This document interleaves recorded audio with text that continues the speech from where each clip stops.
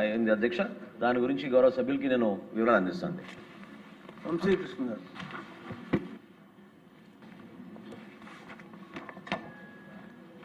ధన్యవాదాలు అధ్యక్ష.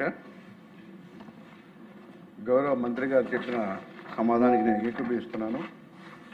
అయినప్పటికీ కూడా విశాఖపట్నం అనేది ఒక అందమైన సముద్ర తీరంతో పాటు పచ్చని కొండలు, మరోపక్క పోర్టు నుండి ఒక అద్భుతమైన నగరం సార్.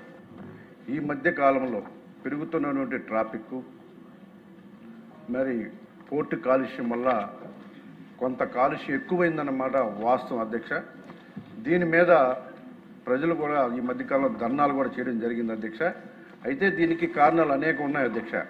ముఖ్యంగా పోర్టులో బెర్తులు అన్నీ కూడా ప్రైవేట్ ఆపరేటర్స్కి ఇవ్వడం వల్ల పోర్టు నియంత్రణ కొంచెం వాళ్ళ మీద తగ్గి ఈరోజు ఇలాంటి పరిస్థితి నెలకొనే అధ్యక్ష. కొంతమంది పోర్టు ఏదైతే పీసీబీ నిబంధనలు పాటిస్తూ ఉన్నారు, కొంతమంది మాత్రం పీసీబీ నిబంధనలు పాటించకపోవడం వల్ల మాత్రమే ఇలాంటివి జరుగుతున్నాయి అధ్యక్ష. సీపోర్ట్ లాంటి కొంతమంది నిబంధనలు పాటించినప్పటికీ సింగిల్ బెర్త్ ఉన్నటువంటి వాళ్ళు కొంతమంది ఈ నిబంధనలు పాటించట్లేదు అధ్యక్ష. అయితే అధ్యక్ష, ఈ బల్క్ కార్గోలు అయినటువంటి ఏవైతే ఉన్నాయో ఐరన్ ఓర్ కానీ, కోల్ కానీ, బాక్సైట్, ఇలాంటివి బల్క్ కార్గోలు చేస్తున్నటువంటి కొంతమంది కొన్ని మెజర్మెంట్స్ తీసుకోవాలి అధ్యక్ష. ముఖ్యంగా లోడింగు అన్లోడింగ్ టైంలో వాటర్ స్ప్రింక్లర్తో పాటు లోడింగ్ అయినటువంటి లారీలు బయటకు వెళ్తున్నప్పుడు కూడా టార్పాలిన్ పూర్తిగా కవర్ చేయాల్సిన బాధ్యత ఆపరేటర్స్కి ఉంది అధ్యక్ష. అది పూర్తిగా జరగకపోవడం వల్లే ఈ పొల్యూషన్ పెరుగుతుందన్న విషయాన్ని మీ దృష్టికి తీసుకొస్తాను అధ్యక్ష. అలాగే గ్రీన్ బెల్ట్లు అభివృద్ధి జరగాలి అధ్యక్ష. గ్రీన్ బెల్ట్లు అనేవి ఈ మధ్యకాలంలో లాస్ట్ 2 yearsలో నాకు తెలిసి మొక్కలు నాటడం కానీ, లేకపోతే గ్రీన్ బెల్ట్ని పెంచే కార్యక్రమం కానీ ఎక్కడ కూడా పోర్టు వాళ్ళు కానీ ప్రైవేట్ ఆపరేటర్లు కానీ చేయలేదు అధ్యక్ష. దీనివల్ల కూడా ఈ మధ్య పెరిగిందని నేను అనుకున్నాను అధ్యక్ష. ముఖ్యంగా బాగా కొన్ని అభివృద్ధి చెందినటువంటి దేశాల్లో అయితే అధ్యక్ష, ఈ బల్క్ కార్గోలు అయితే ఏవైతే ఉన్నాయో వాటిని స్టాక్ చేయడానికి అండర్ గ్రౌండ్ స్టాక్ సిస్టమ్ కూడా తీసుకొచ్చారు అధ్యక్ష. దాని మీద కూడా కొంత మనసు పెడితే ఇది తగ్గుతుంది అధ్యక్ష. అలాగే క్లోజ్డ్ గోడమ్స్ కూడా కొన్ని పెడతామని చెప్పి అప్పట్లో ఒక 10-20 నిర్మిస్తామని పోర్టు వాళ్ళు చెప్పారు అధ్యక్ష. కాకపోతే ఒక 2-3 నిర్మించి ఇప్పుడు మళ్ళీ వాటిని వదిలేశారు అధ్యక్ష. ఈ క్లోజ్డ్ గోడమ్ అయితే ఎక్కడ కూడా మళ్ళీ ఆ గాలి వచ్చినా కానీ లేకపోతే ఏదైనా ఇబ్బంది ఉన్నా కూడా అవి పూర్తిగా క్లోజ్ అయి ఉంటాయి కాబట్టి ఎటువంటి ఇబ్బందులు లేకుండా అధ్యక్ష.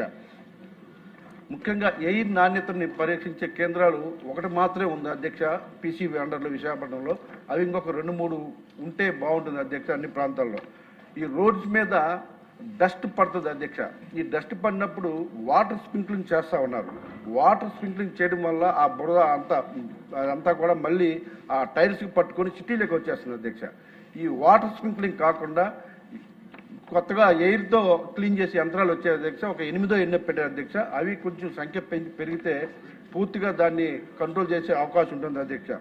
అలాగే బై రోడ్ వెళ్ళే లారీలు కొన్ని ఉంటాయి అధ్యక్ష. ఏదైతే బల్క్ కార్గోలు ఉన్నాయో వాటిని బై రోడ్ తీసుకెళ్లే ఉంటాయి, బై రోడ్ రైలు కాకుండా వాటిని కూడా పూర్తిగా తార్పాలతో కవర్ చేయాలని చెప్పేసి మీ దృష్టికి తీసుకొస్తాను అధ్యక్ష. అలాగే పీసీబీ వాళ్ళు, ప్రైవేట్ ఆపరేటర్సు, అలాగే పోర్టు అధికారులు తరచుగా కొన్ని మీటింగ్లు పెట్టుకొని ఎక్కడైతే ప్రాబ్లం ఉందో వాటి నిబంధనలు పాటించే వాళ్ళు ఎవరు, పాటించిన వాళ్ళు ఎవరో కూడా చూసుకొని కొంచెం పర్యవేక్షణ కొంచెం ఎక్కువగా ఉండడం వల్ల కూడా వాటిని తగ్గించవచ్చు అధ్యక్ష. స్టాక్స్ అన్నీ కూడా 100% తార్పాలను కప్పి ఉండే విధంగా వాటి మీద వాటర్ స్ప్రింక్లింగ్ కూడా చేసే విధంగా సమస్యలు చెప్పండి, సొల్యూషన్ వాళ్ళు చెప్తారు. సొల్యూషన్ మీరే చెప్పేస్తారు. అదే చెప్తున్నారు, చేయాలని చెప్పి తెలియజేస్తున్నారు అధ్యక్ష. అలాగే పోర్టు ప్రాంతంలో బాగా పొల్యూషన్ అనిపిస్తున్నటువంటి ఆ ప్రాంతంలో అధ్యక్ష కొన్ని కంపెనీ సిఎస్ఆర్ నిధులు ఉంటాయి అధ్యక్ష. అవి కూడా ఆ ప్రాంతంలో ఉన్నటువంటి స్కూల్స్కి కానీ లేకపోతే ఆ ప్రాంతంలో కమ్యూనిటీ హాల్స్ కూడా ఉపయోగించే విధంగా చర్యలు తీసుకోవాలని మీ ద్వారా మంత్రి గారికి తెలియజేస్తున్నారు అధ్యక్ష. ఏవైతే నిబంధనలు పాటించట్లేదో వాళ్ళ మీద కఠినమైన చర్యలు ఒకసారి తీసుకోవాలని చెప్పేసి మంత్రి గారికి తెలియజేస్తున్నారు అధ్యక్ష. ఒకసారి ఉప ముఖ్యమంత్రి గారు మళ్ళీ ఆ ప్రాంతం పోర్టు ఏరియాలతో కూడా పర్యటించాలి అధ్యక్ష. దీనికి బాగా ఎఫెక్ట్ అవుతుంది విశాఖపట్నం సౌత్ అధ్యక్ష. ఆ ప్రాంతానికి వెళ్తే ఉదయాన్నే ఎలాగ చేయబెడితే ఇంత ఎత్తున ధూళి మన చేతికి అంటుకున్నది అధ్యక్ష. సో దాని మీద ప్రత్యేకమైన దృష్టి పెట్టి కొన్ని కఠినమైన నిబంధనలు తీసుకురావాలని చెప్పేసి మీ ద్వారా మంత్రి గారు తెలియజేస్తున్నారు అధ్యక్ష. ఇలాగా ఉంటే అధ్యక్ష రానున్న రోజుల్లో బల్క్ డ్రగ్ అన్నిటి కూడా ఇక్కడ నుంచి తరలించే ప్రమాదం ఉంది అధ్యక్ష, కొత్తగా మూలపేటకి. సో వీళ్ళు కఠినంగా కొంచెం నిబంధనలు తీసుకోవాలని మీ ద్వారా మంత్రి గారు తెలియజేస్తున్నారు. గంటా శ్రీనివాసరావు.